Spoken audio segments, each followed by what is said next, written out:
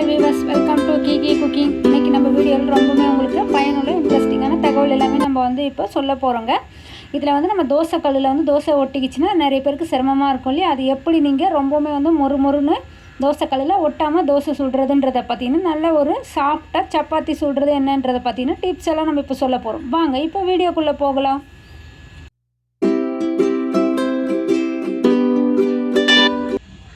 இந்த டிப்ஸ் என்னென்னா, நம்ம வந்து எப்போவுமே வந்து கார சட்னி வைப்போம். கார சட்னி வைக்கும்போது வந்து அது ரொம்பவுமே வந்து நல்ல டேஸ்ட்டு கொடுக்கறதுக்கு இந்த டிப்ஸ் உங்களுக்கு ரொம்பவுமே யூஸ்ஃபுல்லாக இருக்குங்க. அது என்னென்னா, நம்ம வந்து ஃபஸ்ட்டு எண்ணெயை காய வச்சு அது கூட வந்து உளுத்தம்பருப்பு, கடலைப்பருப்பு, காஞ்ச மிளகாய், தக்காளி, வெங்காயம் இதெல்லாமே நம்ம போட்டு நல்லா வந்து வறுத்து எடுத்துக்கணுங்க. இது கூட வந்து இஞ்சியும் நம்ம வந்து ஆட் பண்ணிக்கணும்.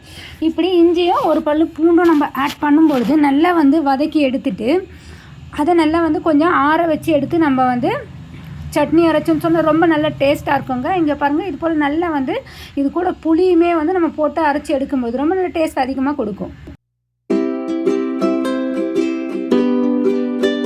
நெக்ஸ்ட் இப்போ என்னென்னு பார்ப்போம். நம்ம இது போல் வந்து தோசை கல்லில் தோசை ஒட்டிக்கிட்டு உங்களுக்கு வராமல் ரொம்பவுமே கஷ்டமாக இருக்கும் இல்லையா? அதுக்கு இந்த டிப்ஸை நீங்கள் ஃபாலோ பண்ணிக்கோங்க.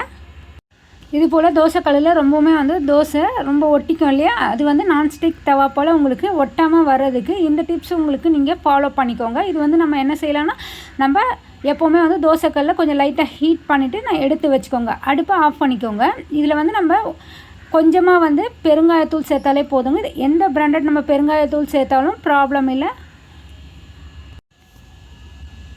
இது போல் நம்ம வந்து கொஞ்சமாக வந்து பெருங்காய பொடி சேர்த்தாலே போதுங்க. பெருங்காய பொடி வந்து ரொம்பவுமே வந்து ஒட்டும் தன்மை இருக்கிறதுனால அதில் இருக்கிற எந்த வகையான தூசு, எந்த வகையான எண்ணெய் கரைகள் இருந்தாலுமே வந்து ஃபுல்லாகவே வந்து அது உங்களுக்கு எல்லாத்தையும் எடுத்து நல்லா க்ளீன் பண்ணி கொடுத்துடுங்க. இது போல் நம்ம போட்டு எடுக்கும்பொழுது அதுக்கப்புறம் தோசை பார்த்திங்கன்னா நல்லா வந்து உங்களுக்கு ஒட்டாமலும் நல்லா மொறுன்னு டேஸ்ட்டாக சுட்டு எடுக்கிறதுக்கு உங்களுக்கு ரொம்பவுமே யூஸ்ஃபுல்லாக இருக்கும். இதை பாருங்கள், இது போல் நம்ம பெருங்காய பொடியை இது மேலே நல்லா வந்து தூவி விட்டுக்கலாம். இது போல் தூவி விட்டுக்கலாம். பாருங்கள்,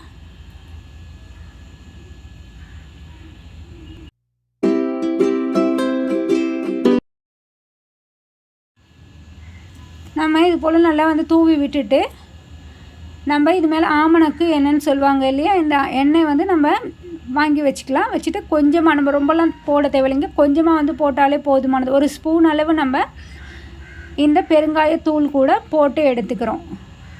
போட்டு எடுத்துகிட்டு நல்லா வந்து இது போல் வந்து அது ஃபுல்லாகவே அப்ளை பண்ணி விட்டுருலாங்க. நம்ம கரண்டியாலேயோ இல்லை ஏதாச்சும் நம்ம டிஷ்யூ பேப்பர் கூட வச்சு இந்த தோசைக்கல் ஃபுல்லாகவே நம்ம வந்து ஸ்ப்ரெட் பண்ணி விட்டுடணும்.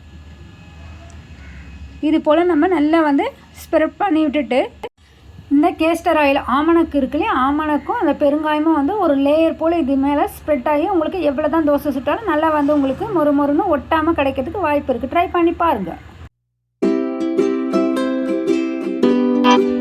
இப்போ நெக்ஸ்ட் டிப் என்னென்னு பார்ப்போம். நம்ம ரொம்ப சாஃப்டாக வந்து சூப்பராக சப்பாத்தி சுட்டு எடுக்கிறதுக்கு இந்த டிப்ஸ் உங்களுக்கு ரொம்பவுமே யூஸ்ஃபுல்லாக இருக்கும்.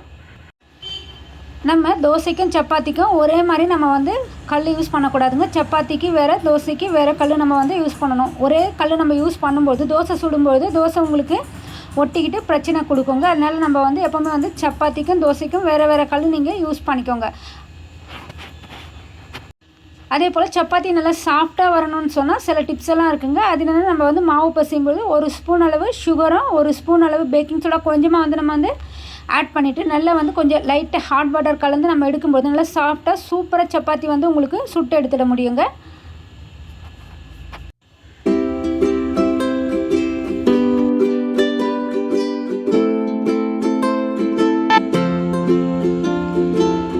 நம்ம வீடியோவில் சொல்லியிருக்கேன் எல்லா தகவலுமே உங்களுக்கு ரொம்பவுமே வந்து பயனுள்ளதாக இருந்திருக்கும்னு நினைக்கிறேன். மேலும் இதில் உங்களுக்கு எந்த டிப்ஸ் பிடிச்சிருந்ததுன்றதை நம்ம கமெண்ட் செக்ஷனில் சொல்லுங்கள்.